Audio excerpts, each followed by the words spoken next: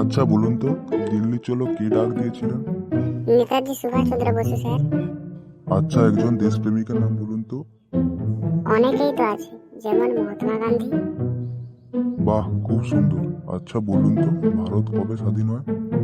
1942 সালে স্বাধীন হব হব করতে করতে শেষে 1947 সালের 15ই আগস্ট স্বাধীন হয়। খুব সুন্দর। এটা লাস্ট প্রশ্ন। বলুন তো, আকাশে কতগুলি তারা আছে? স্যার, এখনো সেটা জানা যায়নি, কিন্তু বিজ্ঞানীরা এটা নিয়ে গবেষণা করছে। এবার আপনি আসতে পারেন। ভাই, আপনাকে কি কি প্রশ্ন আমার ঠিক মনে নেই, কিন্তু উত্তরগুলি হচ্ছে নেতাজি সুভাষচন্দ্র বোস। অনেকেই তো আছে, যেমন মহাত্মা গান্ধী। 1942 সালে হব হব করতে করতে শেষে 1947 সালের 15ই আগস্ট এখনো জানা যায়নি, তবে বিজ্ঞানীরা এটা নিয়ে গবেষণা করছে। আপনার নাম কি? নেতাজি সুভাষচন্দ্র বোস। আপনার বাবার নাম কি?